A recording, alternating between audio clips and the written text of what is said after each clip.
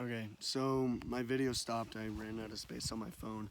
I'm not too tech savvy, but I'm sure I'll figure out a way how to get these next to each other for YouTube.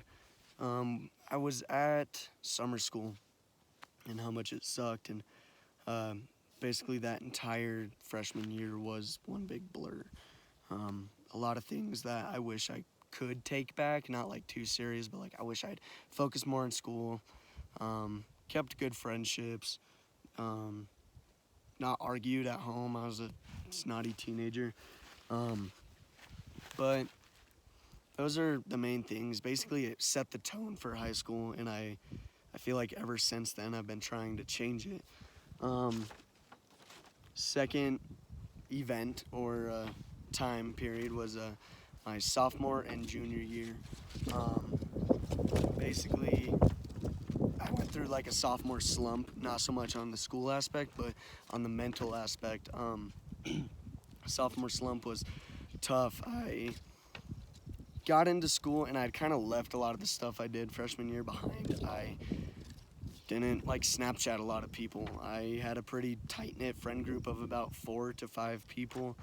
I was friends with outside people, but like these were the people that I would hang out with and have lunch with and hang out with outside of school, which I rarely did.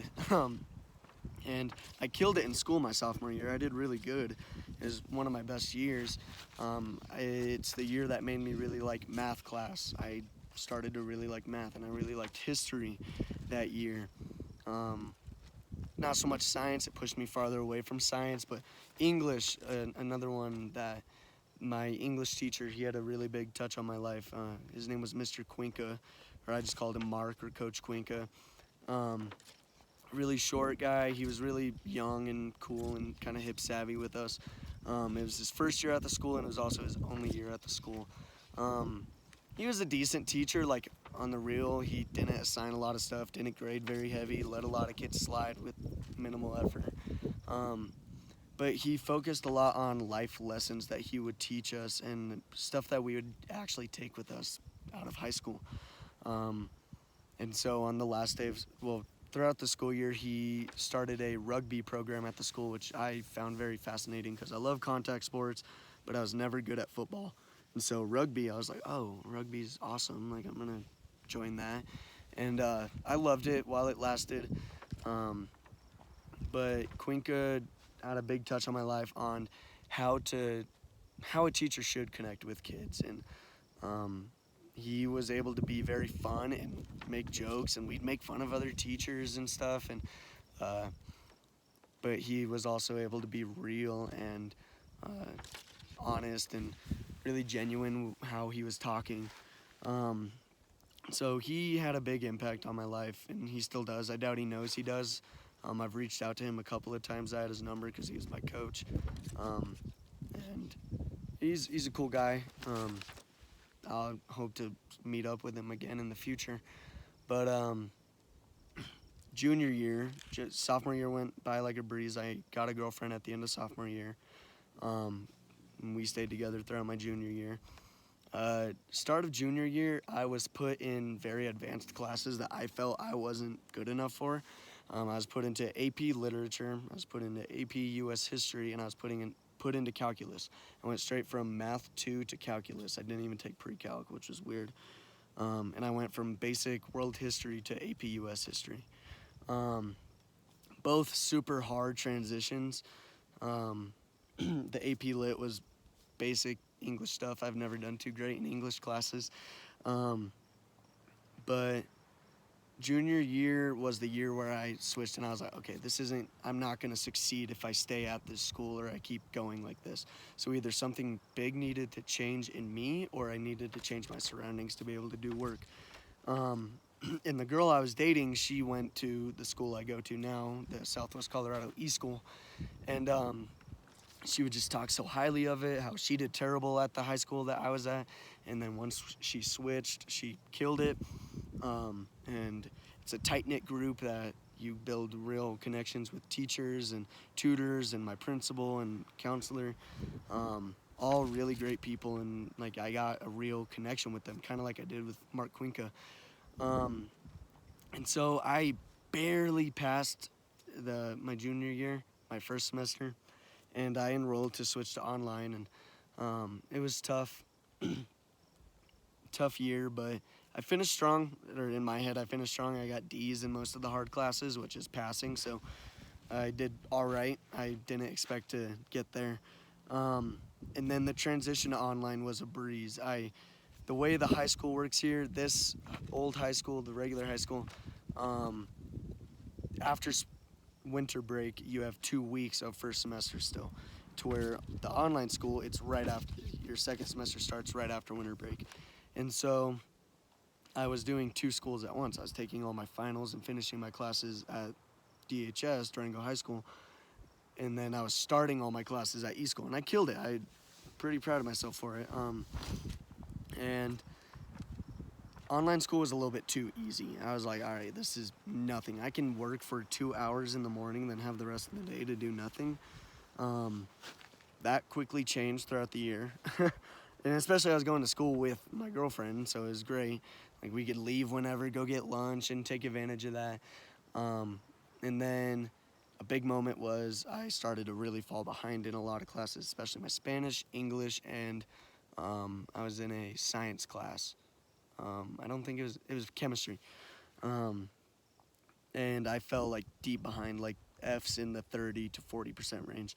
And that was really tough, and it sucked when my principal decided to call my mom and tell her that I hadn't been at school as long as I said I had, and about my grades. And so from about midway through March until the end of the year, every single Friday we would have a meeting. Me, a junior, was still having to have parent-teacher conferences every week because I was struggling.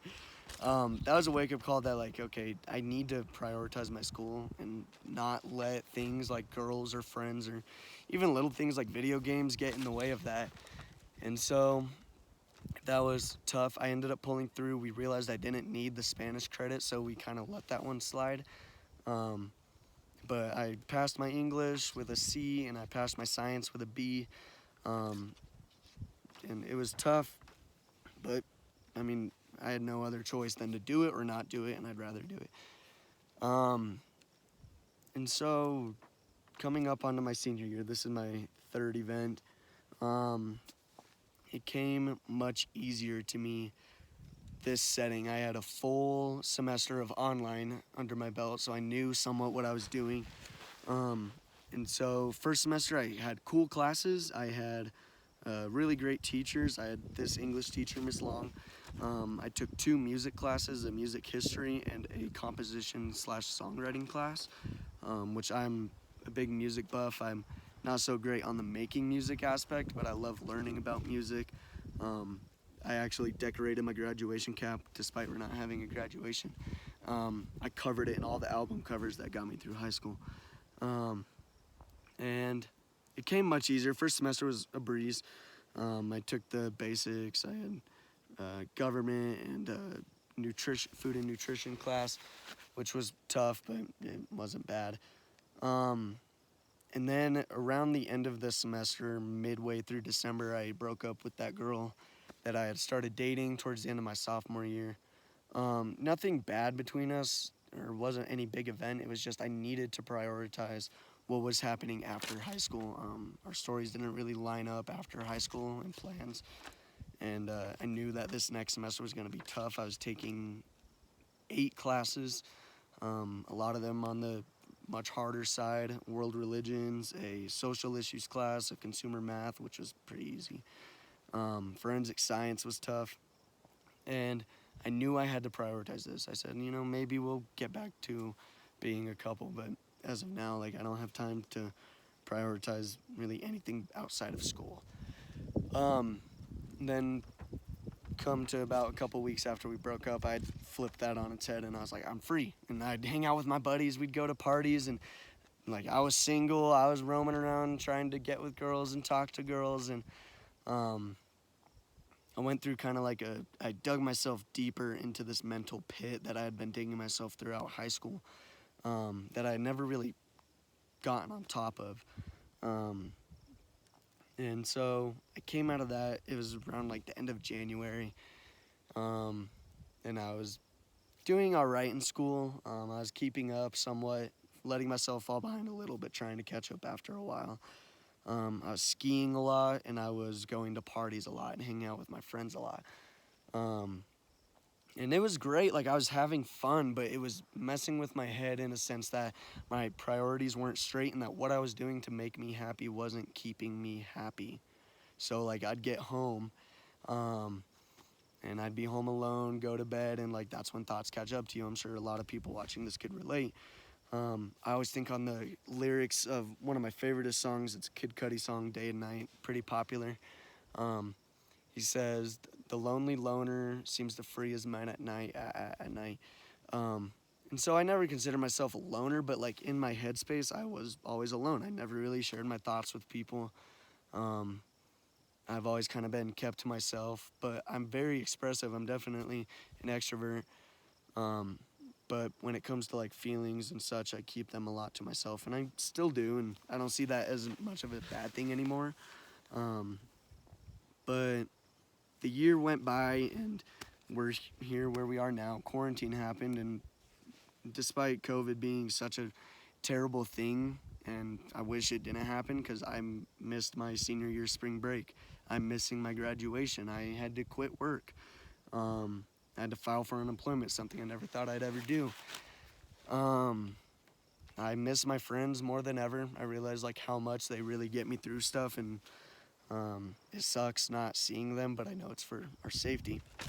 But I took this terrible opportunity, flipped it on its head, and thought like, all right, this is a time for me to excel mentally, and in school.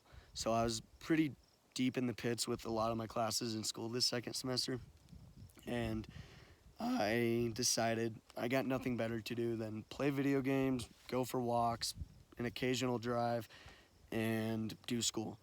And so if I could just like prioritize school out of all these things that I'm doing right now, I will kill it in school. And that's exactly what I did. I brought a lot of my F's, deep F's. I had a 16% at one point in my math class. And I got that up, finished it. That was the first class that I finished. And then I had my social issues class, and I finished that. Finished my forensic science. I finished a career explorations course I was taking. I finished my workplace experience, and now I'm left with English and world religions. And so I'm proud of myself for digging myself out of this mental pit, but it goes to credit to the terrible thing that's happening in the world is this world shut down due to a deadly virus. Such an unfortunate thing, but I'm glad that I was able to flip it and be like, all right, I can grind on school now. I don't have outside distractions. It's just me, my head. I can clear my head. I could get closer with God. I can be much more mentally happy. And so I kind of did exactly that. I'm still working on some things. I didn't mention throughout this that all throughout high school I've been a pretty avid Christian. I've tried to stay true to my beliefs. I've, as you know, wandered off more than enough times. And at the start of the year, this year, an idea I had was if I got my favorite Bible verse tattooed on me. And I did. It's 1 John 2:15 through 17. It's right here. I won't show it because it's under my shirt. But what the verse is, do not love the world or anything of the world, for everything of the world, the lust of the flesh, the lust of the eyes, and the pride of life, come not from the Father, but from the world. The world and its desires pass away, but he who does the will of God lives forever.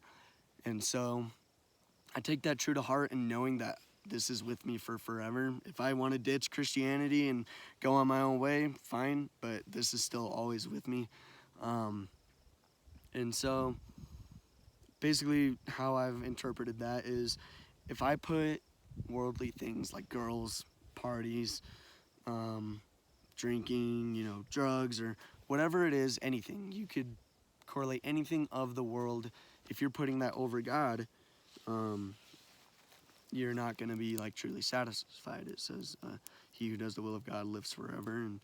And if you love the world, then love for the Father's not in you. And that's not saying that don't love, hikes, don't love video games, don't love, your girlfriend. It just means don't put those things over what's higher purpose. And so I've really tried to zone in on that during this quarantine, being shut down all by myself. It's really helped me clear my head. Basically, the wrap up of these 3 times and the events within them. The last, these 3 are key things on who I am today. The way I see it is that I did a lot of things that I thought were making me happy, and if you think about it, life is really just, we're on our way to death. And that sounds really dark, but why not fill that time with what makes you really happy and what you truly enjoy doing? And so I've kind of taken that to heart and reflected on these past 4 years how I was partying and being very social and didn't have my priorities straight my freshman year. It was happy, I was happy at the times when I was with people, but it didn't make me happy or fill me up to the point to where like I knew that I could live forever that way and stay constant in that happiness. Sophomore year, I did great in school. It kind of flipped my freshman year on its head, and I did great in school, but I wasn't as social, and I still wasn't very happy. Junior year, I had a girlfriend, I switched schools, I got everything that I wanted, but I did it to myself to where I dug myself in a hole. And that definitely didn't make me happy. But this year has been a great time to look back on all that and really realize like what makes me happy. And I'm still discovering, and I still always will. When I'm on my deathbed, I'll be discovering things that make me happy. But so far what I've found is being true to myself and my beliefs and who I am as a person always brings me the most comfort and makes me the happiest. Not hiding my beliefs, not hiding my passion for listening to music, and little things like that, just being who I am and not letting anybody tell me other or anybody else shape me to who I'm not. Even like hobbies, like a big thing during this quarantine is I can't hang out with friends, so I've been going on drives. If you go about an hour up north, you're deep in the mountains, and it's super nice, super blissful. It's a great way. I just blast music as loud as I can and drive, and I don't even like sing the words. I just drive and listen to a Joe Rogan podcast or a sermon, and that's like where I can let the world go away. Corona isn't a thing, bad grades isn't a thing, after high school isn't a thing. That's just me driving, and that's all I have to focus on. That's one of the biggest things that I can think deeper on it and be like, well, that's really just me meditating and clearing my head and not focusing on anything outside of what I'm doing in that moment. Which is true, and everyone has their own form of meditation. But I guess that's mine, is just clearing my head, not letting outside things distract me. That's what I was doing before I came here to do this. I was just driving around. Probably what I'll do after. The moral of the story, and I want to look at my notes here. Most important thing I've learned is finding what makes you happy. Not just happy to where like you're laughing and smiling, but happy to where like you're comfortable having that around for the rest of your life. And so I've found great people over my high school years. I've done a lot of stupid things. I've done a lot of fun things. I've done a lot of scary things. And I wouldn't take any of it back, ever. And I'd say that's all I got. The number one thing that I've learned is find what keeps you satisfied, find what keeps you filled up, and find what makes you happy. I've learned a lot. I've learned a lot in the classroom, but the majority of it was on my own mentally and how to carry on about the world. After high school, I plan to become a firefighter. I don't have plans for college yet. I'm taking my EMT course, my Fire 1, maybe hazmat, and I want to be a wildland firefighter. So hopefully I could take what I've learned. Hard work, don't let myself fall behind, and find what keeps me happy, and hopefully I'll get there, and hopefully all of us who watch this will get there too. That's Matthys signing off for high school.